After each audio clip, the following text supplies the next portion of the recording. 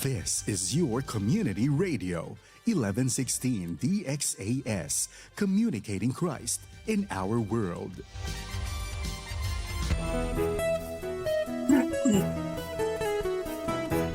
Kaibigan, kaya mong magtagumpay sa hamon ng buhay dahil may kasama ka.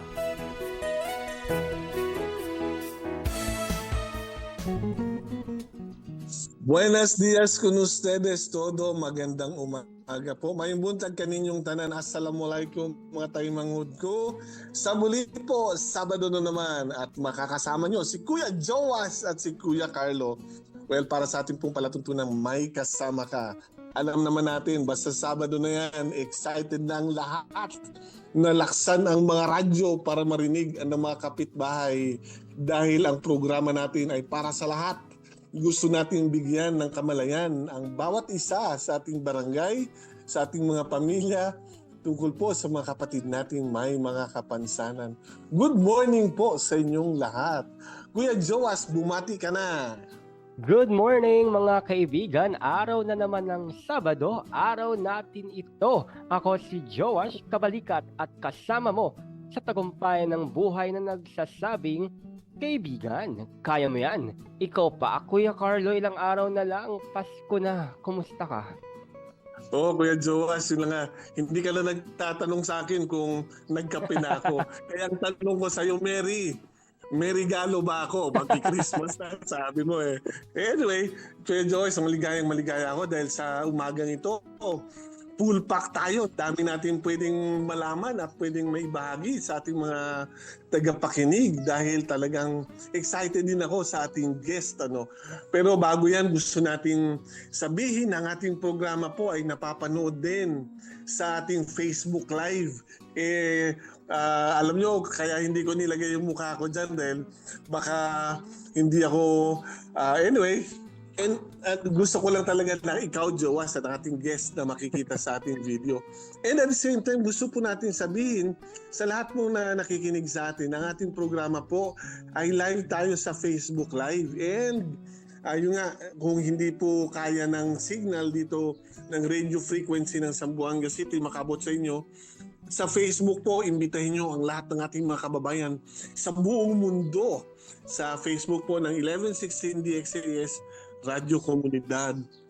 At ating personally, Kuya Joas, gusto kong batiin ang mga nandyan sa Basilan at maging sa Tawi-Tawi at maging yung iba sa Sabah, Malaysia. Assalamualaikum mga taimangod ko. Yung sa coastline din ng Libak, Sultan Kudarat, nakikinig din yan sila. So, Kuya Joas, gusto ko lang din sabihin na sa umagang ito, excited din ako sa ating guest. Kuya Joas, ikaw, anong kwan mo ngayon? Ako, Kuya, gusto ko munang imbitahin lahat ng mga nakikinig sa atin na sa darating pong January 30, 2026 ay makakaroon po tayo ng National Bible Month. So magkita-kita po tayo. Saan yan, Kuya Carlo? At ano bang mangyayari dyan? Uy, bali dyan sa KCC gagawin yan, kapatid. Alam mo, full pack yan. Full pack talaga ang event na yan. Dahil, alam mo naman, pagdating sa buwan na to, ang National Bible Month yan, pag January.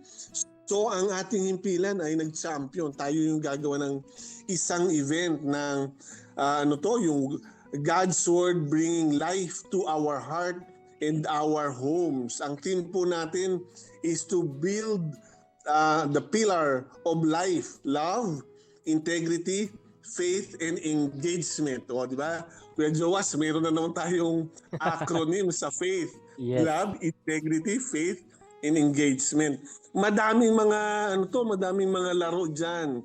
Kunyan, kalahating araw lang yan, kapatid, sa KCC Mall de Zamboanga gagawin. Para sa karagdagan mga impormasyon, lahat kayo, hindi kayo uuwi luhaan dyan dahil maliban na sa madami kayong matututunan sa event na ito, meron tayong mga competitions gagawin. Tungkol nga sa Bible, At in a fun way, hindi to parang madaming kaparaanan na kung dito, bata man, matanda, kung sino ka man, pwede ka mag-join. Ayan, Kuya Joas. Pwede ba akong sumali diyan, kuya, sa song composition Ay, ikaw, writing hindi, contest? hindi, baka pag ikaw lang kasama dyan, Joas, wala na. Ikaw lang panalo, alam ko. Ikaw champion ka sa Bible eh. Pero madaming events yan, kapatid, in all ages, pwedeng sumali dyan. Kaya lumipat ka na dito sa Zamboanga at dito ka na Manilahan, kapatid. Welcome ka dito sa amin. Sige, kuya, pag-isipan natin. Anyway, so mga kaibigan, ako excited ako dahil, Kuya Carlo, alam mo ba, pag-uusapan natin ngayon very timely and I think very relatable, at alam ko marami sa atin ang hinihintay ang topic na ito. So mga kaibigan, pakinggan niyo pong mabuti ha. Sa araw po na ito, pag-uusapan natin kasama ang ating panauhin ay may pamagat na wellness, nagkamali ako agad, no? Excited kasi. Anyway, so mga kaibigan, ito na po ang topic natin. Well-being journey, breathe, bloom, become. Ulitin natin. Well-being journey, breathe, bloom, become. Kuya Carlo, pag narinig mo yung ganong title, ano kayang papasok sa isipan mo?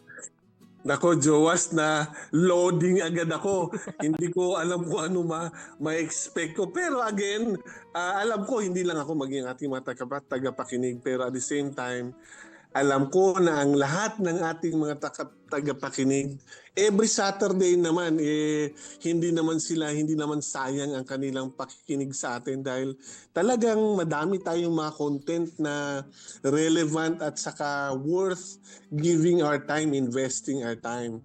Pero gusto din natin ipaabot sa lahat na kayo po ay nakikinig sa Far East Broadcasting Company sa himpilang DXAS.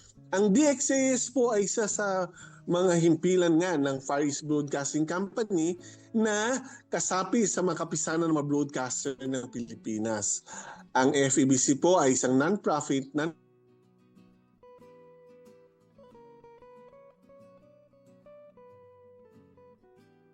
Yes, Kuya Carlo. Ayan. So, baka nagkaroon ng technical difficulty. Pero mga kaibigan, tara na. At code ng ating GCash at ang ating mga bank account para sa inyong mga donasyon. Kung kayo po ay nakapag-donate na, mangyari po give us a message para po ma-acknowledge namin ang inyong mga donasyon. Maraming salamat po sa inyong partnership sa atin. Kuya Joas, gusto ko na talaga marinig ang boses ng ating guest. sige nga, Kuya. Introduce mo na siya. Sige nga, Kuya, kung ready ka na, sabihin mo nga, anong pakiramdam mo ngayon? Anong pakiramdam mo? Ako, excited ako, Kuya. Excited. Anyway, so, without further ado, tara na, Kuya, i-introduce na natin ang ating guest sa araw na ito. Pakinggan niyo po itong mabuti para ma-inspire, ma-encourage, ma-motivate po tayong lahat. Mga kaibigan, Dr. Sterling Plata has walked the path from grief to grace, transforming personal loss into a mission to help others rise stronger. Her experience fuels her work as a certified workplace mental health leader and founder of Youth Thrive Training Program, where she equips leaders with the tools to build resilient, high-performing organizations from the inside out. Mga kaibigan, please welcome Dr. Sterling Plata. Magandang umaga, Kuya Carlo, Kuya Josh, at sa lahat na nakikinig at nasa Facebook Live. Yes, Doc. Good morning po. Kamusta po kayo? Ang hirap na tanong na yan, alam mo ba? Yes po. Ang lagi kong sinasabi ay mahirap, pero pinipili kong mas pinipili ko na yung grace, no, no grace para sa yun nga, para mas ma-overcome ko yung grief. Yes. Well, as early as now po, talagang saludo na po kasi pumupugay po kami, mabuhay po kayo. At maraming salamat po at pinaunlakan nyo kami. Alam namin kayo ay madami kayong mga ginagawa, busy kayo. Pero maraming salamat po na kasama namin kayo.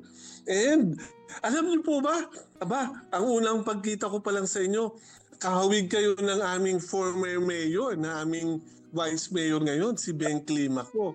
Pareho po Oh, kayong maganda. salamat.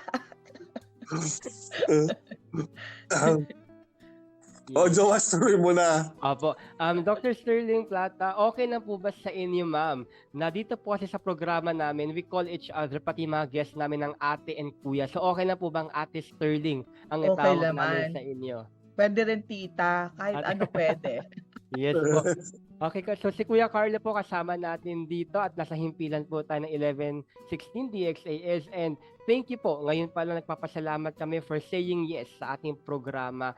So bago tayo magpatuloy, may nais po ba kayong batiin o may nais po ba kayong pasalamatan? Batiin ko lang yung mga kaibigan, mga kamag-anak, at syempre yung mga listeners, lalo na yung mga may pinagdadaanan ngayon. Yes. Kaya nyo yan. Opo. So Ate Sterling, magpapatuloy tayo. Tuloy-tuloy ang ating usapan, kwentuhan sa pagbabalik po natin. So atin munang pakinggan ang napakagandang awitin na ito para sa ating mga takapakinig. Mga kaibigan, dyan lamang po kayo dahil magbabalik po ang programang may... Yes, Joas, kuya. bago tayo mag-break, gusto ko lang i-invite batiin ang lahat ng mga nagse-celebrate ng birthday nila. Yes. Oo At nga. lahat ng mga may tagumpay at maging yung mga medyo merong challenges sa buhay.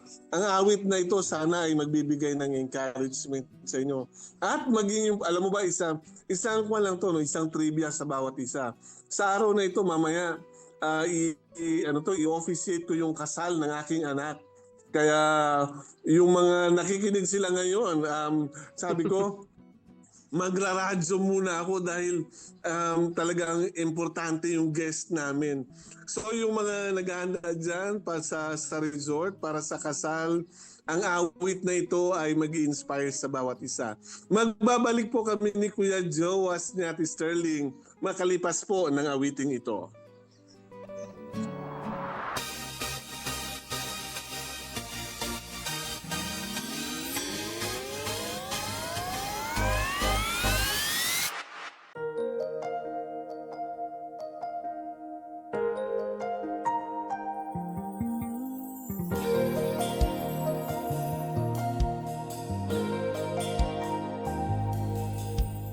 Naririto ang puso ko, sumasamba sa'yo. Punong-puno ng pasalamat sa kadakilaan mo. Binigyan mo ng bagong taon at pagkakataon na makilala ka ng lahi ko sa aming pagbangon. Kaya kami ay magsisikap, itutuloy ang mga pangarap. Ang pagkabay ng iyong kamay sa awit ay sasaysay. Isang awit na magsasamit na ang pag-ibig mo ay labis. Isang awit na maghahatid sa pagsambang walang patid. Isang awit na mag-ugnay sa tuwing sa'yo ay mawawalay. Isang awit ng aming buhay, tanging sa'yo iaalay. Isang awit na gigising sa isang lahing nahihimbing. Isang awit na may apoy, nasa bawat puso'y dadaloy. Isang awit na magdurugtong sa pangarap na napuputol. Isang awit na magiging baon sa pagsubok ng panahon.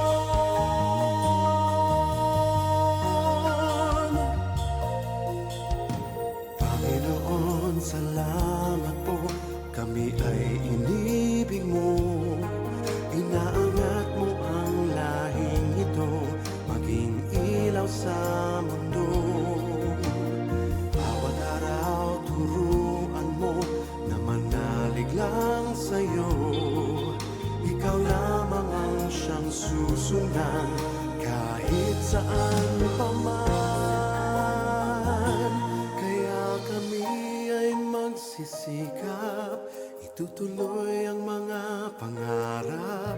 Ang paggabay ng iyong kamay sa awit ay sasaysay. Isang awit na magsasambit na ang pag-ibig mo ay labis. Isang awit na maghahatid sa pagsamang walang patid. Isang awit na magtugnay sa tuwing sa'yo ay mawawalay.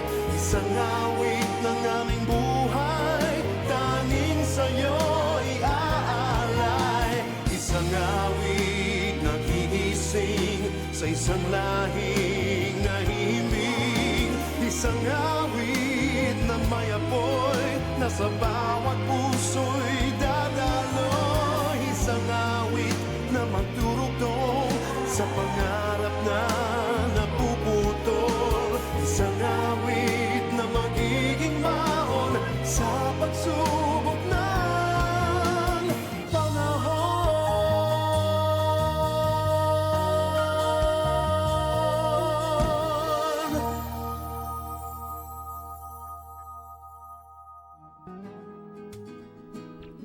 At yan mga kaibigan, napakinggan po natin ang awiting Isang Awit. At kayo pa rin po ay nakikinig sa ating programang May Kasama Ka. At syempre, narito pa rin po kami kasama ang ating guest na si Ate Sterling. Ayan, so Ate Sterling, okay na po ba? Tuloy-tuloy na po ba tayo? Ready na po ba kayo sa ating palatuntunan sa araw na ito? Born ready. Yeah. Pero congrats nga pala sa anak ni Kuya Carlo. Congrats and best wishes. Yes po, thank you din Kuya Carlo for joining us sa araw na ito kahit na alam namin kayo po ay meron din kailangan gawin. And sabi nga po natin Sterling, congratulations and best wishes po sa inyong anak. Yan, Ate Sterling, tara tuloy na po tayo. And I'm very interested po na mapakinggan ang kwento nyo at alam ko lahat na nakikinig sa atin ay ganun din. So, kung okay na po sa inyo, can we start with the story? Kasi medyo nagkaroon ako ng question mark. Ano ba yung ibig sabihin ng has walked from grief to grace? Parang napagandang journey. Alam ko mabigat, pero may grace eh. Ano po ba ang kwento nun? March this year, my son, dalawa lang naman yung anak ko, siya yung panganay, si Avantgarde. Napaka-pogi at napakabait na anak. So in March, he was diagnosed with with stage 4 lymphoma. And before that happened, kasi sabbatical year ko to, 2025, sabbatical leave, is a paid leave, no? So in 2024, starting mga last quarter, I was planning already my sabbatical, no? Kung saan kami magta-travel ng husband ko kasi yung isang anak ko nasa Australia naman. So we were planning Europe, and then I created a spreadsheet of what I wanted to do and happen to study, research. So I had everything all planned. And then on January 2, my mother passed away, and then February, my son Avantgarde was hospitalized. And then that was the start. And March, and finally it was the diagnosis came out. So it's already stage 4 lymphoma, and so that was the start of the grief. But during that time, so he passed away October 5. So that short time, I started reframing. So in March, I started praying and reframing that this was a journey. This was a journey of a journey and a walk with God. And so that reframing and that grace, I always tell people, ang hirap, but there's always tender mercies. May tender mercies araw-araw at may grace araw-araw. So sabi ko, so when he passed away in October, a few weeks after that, I asked God again, so can you please help me make sense of all of these? Mhm. And the word that came out was rebuilding. And so I said, I will turn this pain into purpose. Mhm. And so that's my mission now. My mission now is to help others also with their rebuilding process is and to look at their um the challenges no, yung mga pinagdadaanan nila as a journey and a journey with God instead of like a diagnosis parang final judgment na ba yan Mhm. instead of parang ito na no ito na ba yung end game. Pero alam niyo po, I love that statement or quotation that you turn your pain into a purpose. But I think wala pong salita ang makapag-describe kung gaano po kabigat, kasakit ang mawala ng anak. Pero dahil po sa sinabi niyong reframing sa pagbuo sa journey na ito, if there's one thing you can share po, ano po ba yung nag-lead sa inyo? Bakit tayo napunta sa ganitong sitwasyon, sa inyong advocacy, sa inyong pinaglalaban? Actually, noong 2018, nagsimula na ako no na mag-advocate for well-being and mental health because I saw the need. Parang parang may nakikita na ako ng mga trends and of course sa mga dahil nagtuturo rin ako Mhm. sa family namin nagkaroon din ng ng depression. So I started advocating for mental health although I'm not a mental health professional no. So um but and then the pandemic happened. The Mhm. pandemic happened. So meron pa pala nangyari no. I had a burnout.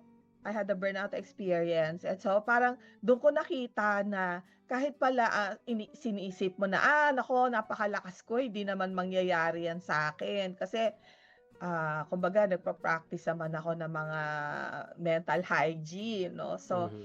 but when the burnout happened, I think 10 years ago, no, I was teaching full time and then managing a family business. I woke up one day feeling like, what is this? No? Ano tong nararamdaman ko na parang pagising ko, pagod pa lang ako. Tapos parati ako nagkakasakit. Tapos ang pinakamalungkot yung wala na akong energy sa mga bagay na gusto kong gawin. Mm. Sabi ko and then I finally after reflecting and then nag-retreat ako, I was finally able to name it. Burnout, burnout, no? Yung sobrang yung kanta na ano, no, wala ka nang maibubuga. Oh. Yung eto nga yung halimbawa, pipiliin lang ako, "Saan tayo kakain?" Sabi ko, "Can you please not make me choose?" No? Because that's so difficult for me. Mhm. And then, so yun, no, na I started advocating. And then the pandemic happened. Mhm. When the pandemic happened, we already decided na isara na yung negosyo na yon, yung publishing business. And then, I found another purpose again. No? So, dahil sa pandemic, nagkaroon ng mga uh, mental health and emotional challenges. I'm sure na-experience mo rin yan. No? And I Mhm. also felt the same. Parang, Lord, please, parang gusto ko na parang feeling ko I'm losing my mind. Can you please help me? And then again parang yung purpose na naman from pain to purpose that I started giving well-being retreats, no, how to rewire your brain, sharing my own experience on how I help myself to recover from burnout. So yun, no, that yung pandemic also became a renaissance for mental Mhm. health. And now more and more people are talking about their mental health challenges. And more people are advocating for good mental health. So yan yung journey. Yes. Alam niyo po, Ate Sterling, no, napakabigat kasi ng salitang burnout and depression and alam naman natin all over sa ating lugar, no, sa ating society, lagi naririnig, lalo sa mga kabataan, I'm depressed, I'm burned Mm, out. Pero may iba kasi sa atin, we invalidate the feelings or the emotion of these mm, people. So sa yeah. tingin niyo po, ano po ba kaya ang nagiging rason bakit nababurn out or nade-depressed yung mga kabataan ngayon? Kasi tumataas ang rating or rate pala ng mga tao Mm. na nag-undergo sa ganyan. Mm, mm, mm. Puwedeng generational 'no, puwedeng generational kasi minsan pinag-uusapan natin, bakit naman nung time natin nung pinapaluhod kami kami pala mas matanda pala ako sa'yo, pinapaluhod kami ng sa munggo 'no, napakahigpit ng magulang namin. Kagaya ko yung parents namin grew up during the World War Mm. II and so napakahigpit nila, kailangan magtrabaho ka, hindi 'pag nanonood ka ng TV parang sinasabi nila na, naku nag-uubos ka ng sayang yung oras, ganyan 'no. But ngayong yung generation natin sinasabi nila, "Ano ba, bakit ganyan, ang simple-simple lang, hindi mo makaya." But yun nga 'no, puwedeng generational din, puwedeng dahil mas mulat sila 'no, they are more, dahil meron silang mental health literacy, naiintindihan nila kung ano yung nararamdaman nila, nasasabi nila yung mga emotions na nararamdaman nila 'no. So yun 'no, I think those are two of the reasons and also dahil ang dami naman din talaga mga pagsubok sa panahon ngayon 'no. Una-una, siyempre mga political instability dahil woke sabi nila woke generation 'no. Mm. Gising sila, ang alam nila may kamalayan sila sa mga nangyayari sa mundo. Nakikita rin nila na, marami din tayong mga disasters na nangyayari. Nakikita din nila at yung mga kaibigan nila sa social media, yung mga influencers na parang ang sarap ng buhay, nagta-travel, maraming kaibigan, nakakabili ng mga gusto nila. So, ano, 'no, ang dami talagang mga factors kung bakit nakakaapekto sa, ah, emotional instability at mental health 'no, ng mga bata ngayon. Pero ma'am, ang tanong ko po ay, 'di ba woke generation, ano po ba ang disadvantage and advantage ng woke generation? Ito yung masyado tayong kumbaga yung mga kabataan, yung mga tao, alam nila yung nangyayari, kumbaga mulat sila sa katotohanan, sa gusto nila. May disadvantage din ba yung gano'n? Yung masyado kang, alam mo yon, ganap nga sabi nga nila. Ganap taga as an educator, para sa akin marami siyang ano 'no, marami siyang benepisyo para sa mga bata lalo na. Kasi naiintindihan naman nila 'no, yung mga nangyayari at gusto nila 'no, I'm so proud of them. Hello mga bata, I would like to let you know that I am so proud of you. Kasi, they are mobilizing themselves 'no, and supporting the sustainable development goals.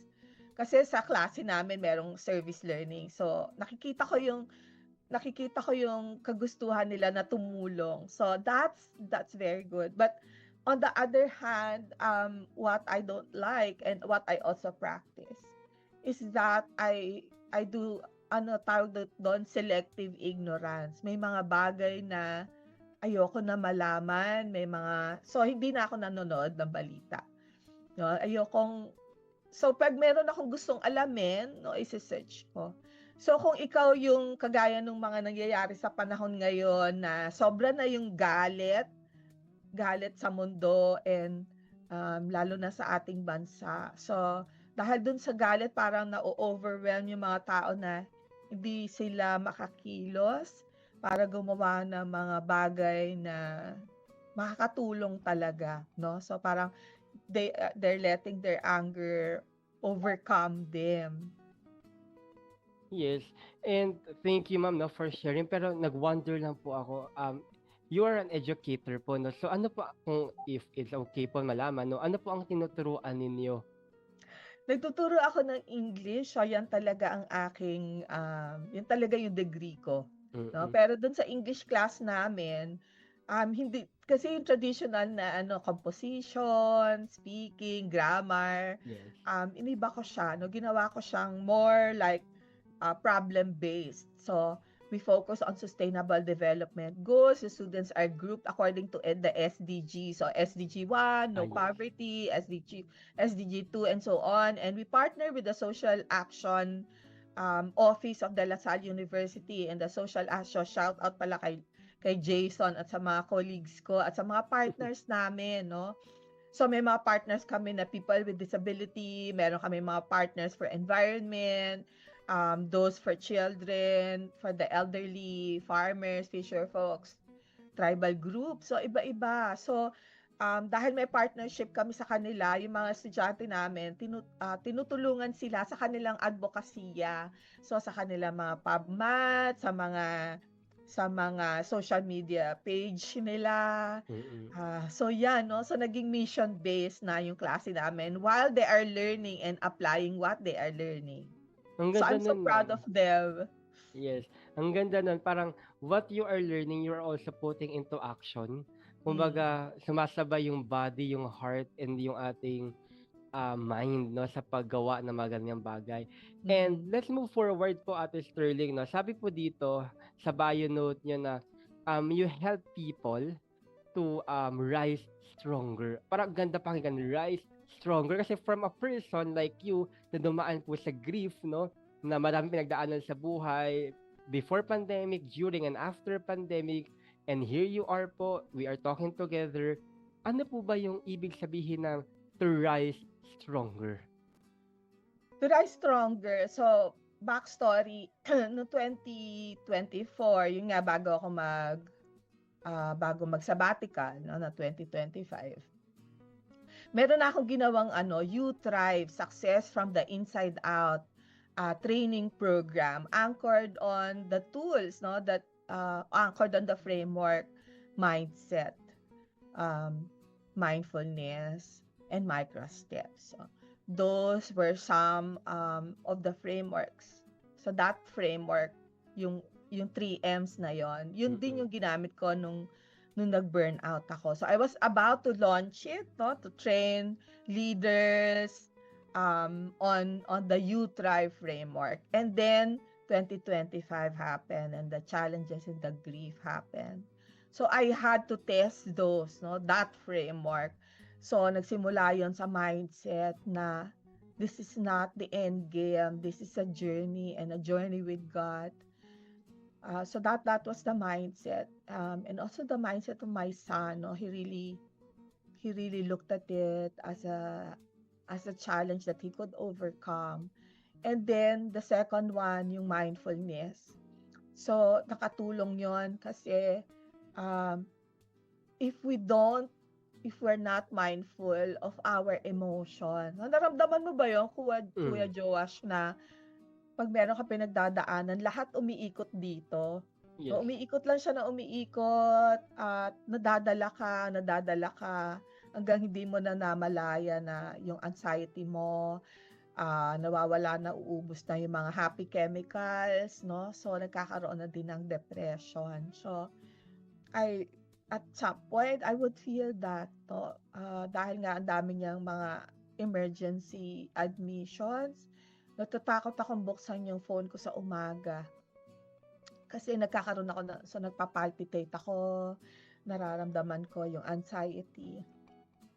So the mindfulness helped me to name that I'm experiencing anxiety. So ano yung pwede kong gawin dahil dito? So ito ba yung will I allow it, no, that anxiety to overcome me?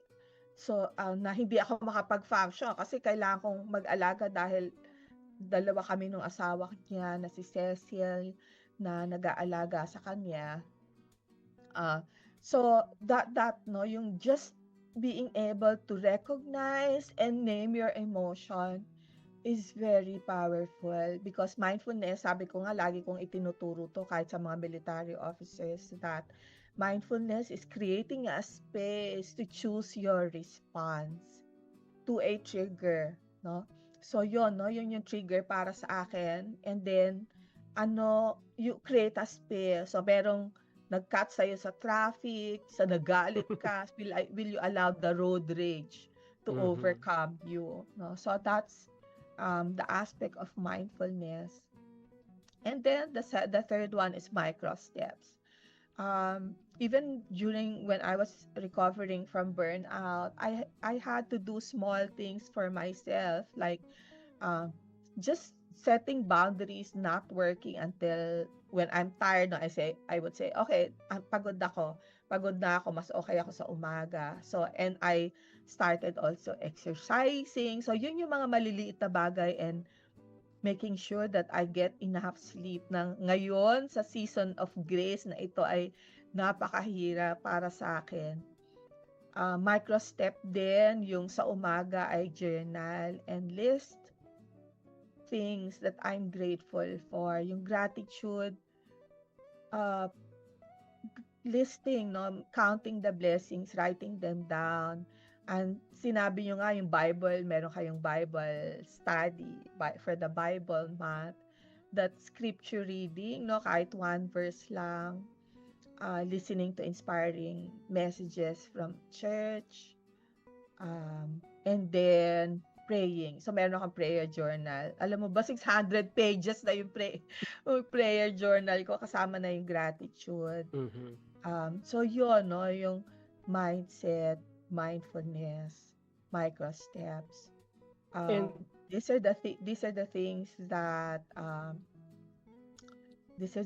I teach, because the tools in the You Thrive framework, the tools really help me, no, to cope. And you know what, Ate Sterling, the beauty of this material, yung 3Ms na yan, hindi lang siya ginawa para ituro, pero dumaan siya sa proseso. Yung in-apply niyo po muna, pinag-aralan niyo mabuti, kumbaga you put into action bago natin siya ibinigay at ibibigay pa sa ating mga trainees, no? And I like yung 3Ms po, yung mindfulness, yung mindset, and yung micro steps na tinatawag. Pero ang tanong ko po, dahil ako, feeling ko kabataan pa po ako kahit na parang hindi na rin po ata, no? Ewan ko kung ano tawag pa sa akin. Pero gaano po ba ka-importante ang pagkakaroon ng mga bagay na ito, lalo na po yung mindfulness? Kasi lahat ng tao parang aggressive eh. Parang, ginawa mo to sa akin, gagawin ko din to sa'yo. Parang, kumbaga, wala pang isang minuto, hindi tayo kalmado, sa hype, sa ating emotion, biglang yun, nangyayari. So, how important it is yung magkaroon ng mindfulness. Yun po yung pinaka-interesado po kasi. Oo, yan. Oo, okay. So, parang sa ibang tao, naku, gabi, parang ano ba yan? Kailangan ba mag-meditate? Kailangan ba umupo? Ganyan, no? So, simple lang, no? Kapag tinuturo ko to sa mga managers, sa mga leaders, sinasabi ko na mindfulness is creating a space to choose your response. So, gano'n, kagaya ng trigger na sinasabi mo, di ba? Merong isang tao, may sinabi sa'yo, nag-comment, no? Tapos, naku, magagalit ka na, no? Sabi ko nga, will you allow this person to ruin your day? So,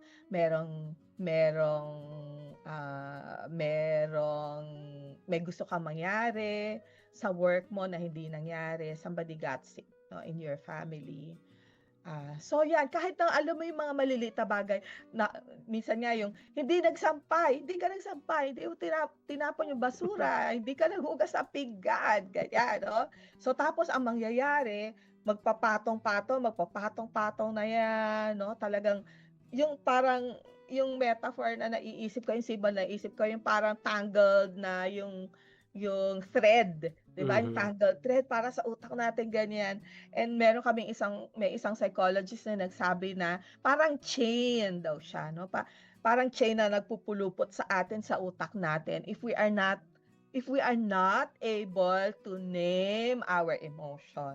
No, sabi nga ng isang Holocaust survivor, sabi niya, we have a choice, no? Lagi kong sinishare, lalo na last time nag-share ako sa mga young single adults sa church namin, no, sa The Church of Jesus Christ of Latter-day Saints, na we have a choice, no? Kahit na ang dami-daming nangyayari sa buhay natin, pwede pa rin tayong pumili. So, halimbawa, pag tinatanong ako na, kamusta ka, no? Napakahirap sagutin kasi nga, ang hirap ng grief. Pero sinasabi ko na pinipili ko pa rin mabuhay. No, pinipili ko pa rin tingnan yung grasya. So, balik tayo doon sa mindfulness. So, again, number 1, first principle ay we have a choice. So, ano yung, and that choice lies the freedom, no? Sabi ng philosopher na yon na naka-experience sa Holocaust. So, bakit may freedom? Kasi Ito yung stimulus, may nagalit ka sa isang tao, may sinabi siya, inaway ka niya, may space ka para pumili, and then ano yung response mo. So one of the techniques that I share is called RAIN. So RAIN, by Tara Brach, RAIN is to recognize. So ano ba 'tong nararamdaman ko? No, nagagalit ako. So case in point, kinukwento ko to kapag meron akong training on mindful leadership. So, hello sa asawa ko. Mahal ko siya. Lagi ko sinasabi sa mga participants ko, I love my husband and he loves me, but we are not perfect people. So, ganito. So nag-travel kami sa Tsukuba to celebrate. Tapos, so hawak niya yung backpack ko. Tapos sa waiting shed kami. Galing kami sa isang flower farm. Tapos sobrang lamig. So, nandun kami sa waiting shed, tapos naghihintay ng tren, tapos siya nagsiselfone. Tapos, after mga 30 minutes, dumating na yung train. Sabi ko, tara na. No, so, pumasok na kami. Tapos, pagpasok namin ng train, tinignan niya ako. Sabi ko, naku, ano ba to? Tapos, tumingin, sabi niya, naiwan ko yung backpack mo kung saan nandoon yung mga favorite stuff mo. So, parang, naku, baba tayo. Sa next station na. Tapos, babalik ba tayo? Kasi gabi na, baka ma-miss natin yung next train. Tsaka so malayo kasi siya. Habang nandun kami sa train station na malamig din, tumawag ako, nandun daw yung bag, pero we decided na hindi na lang kuhanin. So, ganito yung kamay ko sa loob ng packet ko kasi gigil na gigil talaga ako. So, yun, recognizing that I was so mad. Tapos sa rain, di ba? Allow. Sabi ko, lahat naman ng tao nagagalit, hindi ako masamang tao na nagagalit, no? Allow. But I also started investigating. Bakit ba ako nagagalit? And it's worth it ba yung galit ko na sirain ko yung bakasyon namin, makipaghiwalay na ako dito sa asawa ko kasi naiwan niya yung mga maliliit na bagay na gano'n, no? But that technique, no, recognizing, allowing, no? So, investigating. And then, N is nurture. Ano yung pwede kong gawin para makalma rin naman ako, para hindi ko na, kasi yung galit, nakakakos yan na sakit, di ba? But I'm not perfect. Hindi ibig sabihin na hindi rin ako nagagalit. As in, nagagalit din talaga ako. No, but the mindful tool of the RAIN technique. So it's a tool, it's a practice. That also, no, that was very, very helpful. And so, kwento ko lang that when the diagnosis came, I of course went to a therapist. And the therapist asked me questions. Natutulog ka ba? How's your relationship with your family? How are you coping?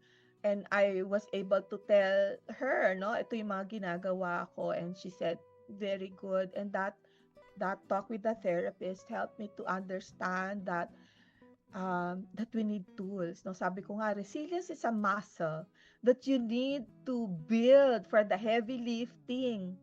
Hindi mo alam kung kailan dadating na magbubuhat ka ng isang napakalaking pagsubok.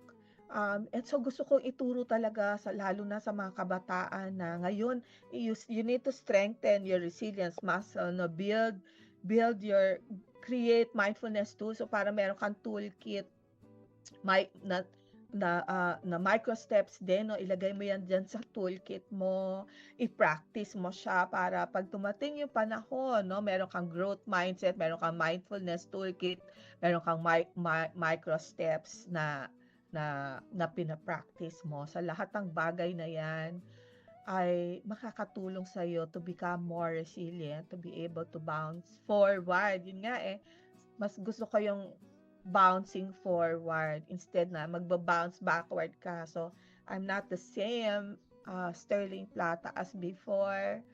I'm different, no? And yun nga, when we look at a challenge as something that will help you to bounce forward, you're able to develop more Christ-like attributes. You develop character. and you rise above, no, and turn pain into purpose. Ang lakas po nung dating na yun po, no, na mga kinukuwento niyo sa amin. And for sure, sa mga nakikinig po sa atin ay marami kayong natutunan, lalo na po yung 3M, yung framework po na um, mindset, mindfulness, and micro steps. Lalo na yung RAIN, yung you have to recognize, allow, investigate, and nurture. And gusto ko rin po, ma'am, Ate Sterling, yung para sa akin, while listening to you po, maganda yung description na pumasok sa isipan ko, the word transformation. Kasi nagbabago ho tayo with all the pain, with all the struggles, lahat po ng mga circumstances, nagbabago tayo, no? Dati, eto tayo, but we've learned how to respond, adapt ng nasa positibong pag-iisip. And katulad niyo po, no, from pain, may purpose po kayo ngayon. From grief, I know that you're still journeying with that.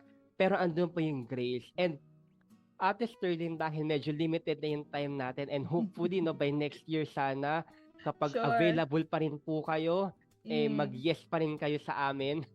Dahil alam kong kailangan to ng mga tao ngayon dahil kung ang katawan natin may toxin, no? Kumakain tayo, naamoy natin.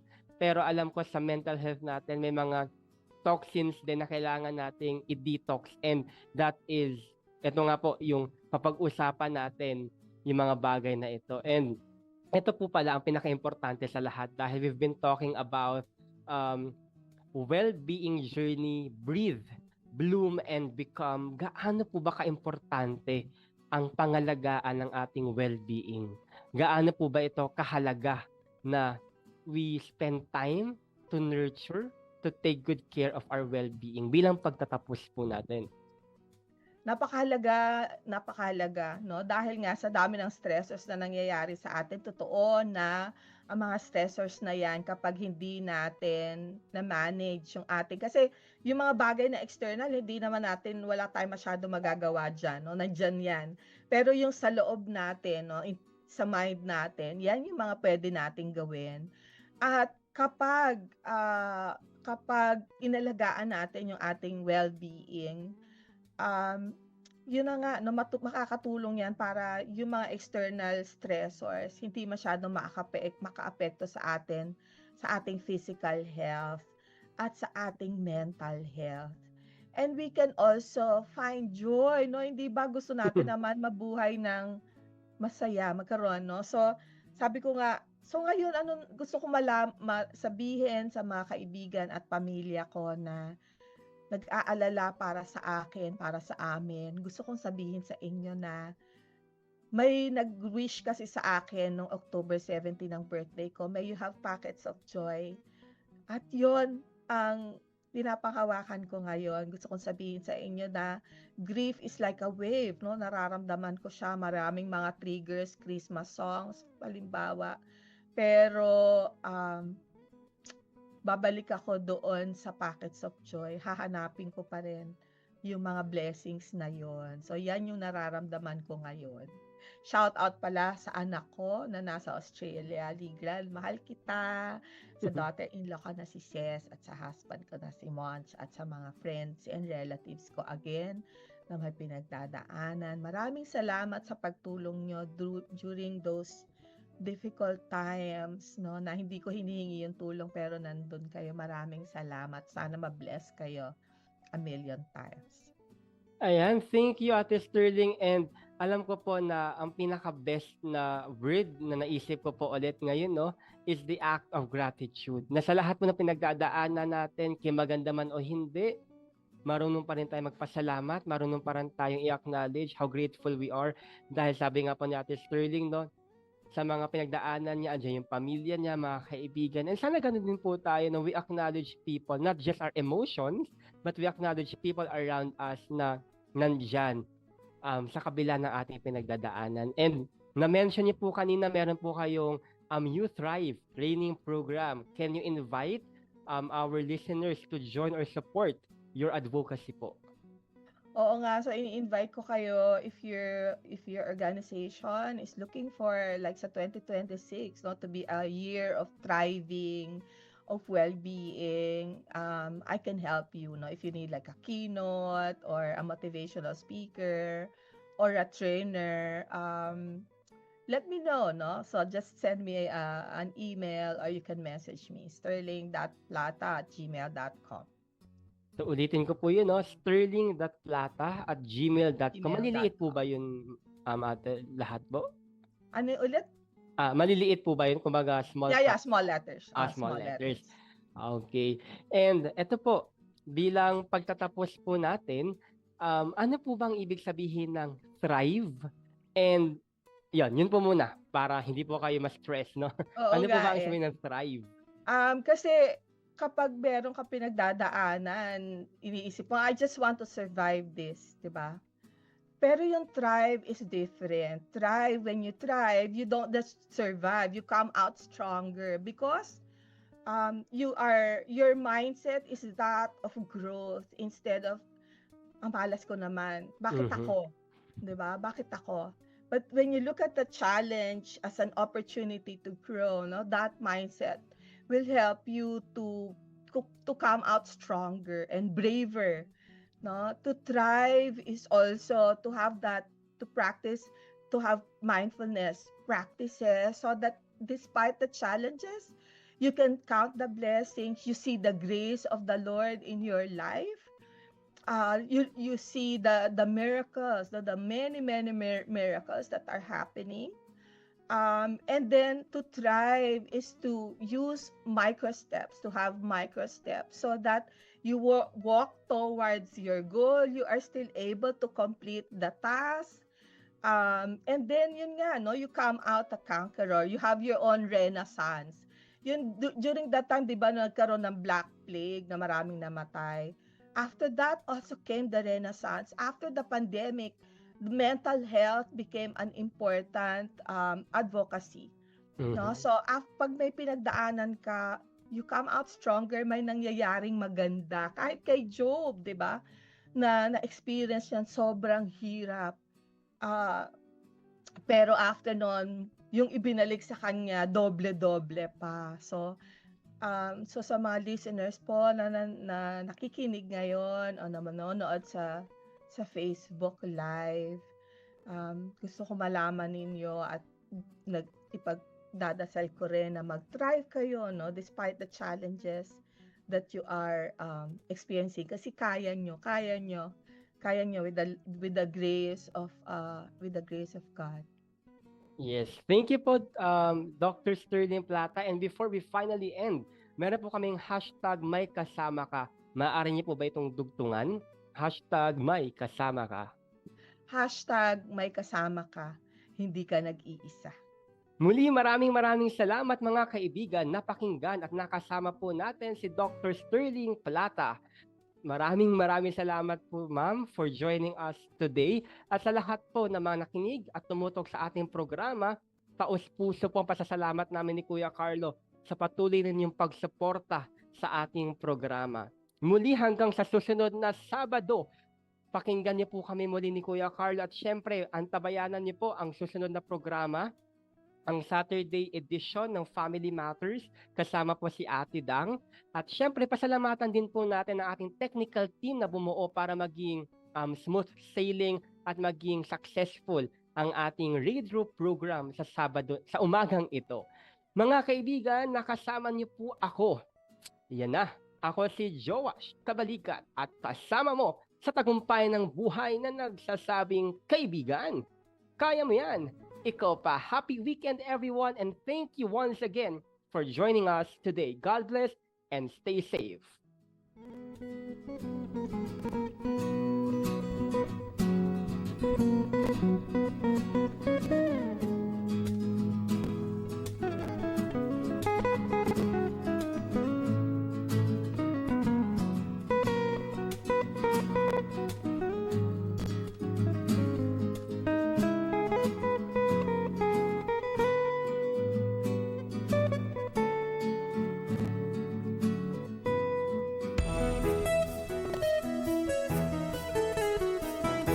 Inyong napakinggan ang programang May Kasama Ka. Para sa mga mensahe o komento, mag-text o tumawag sa 0916-296-6625.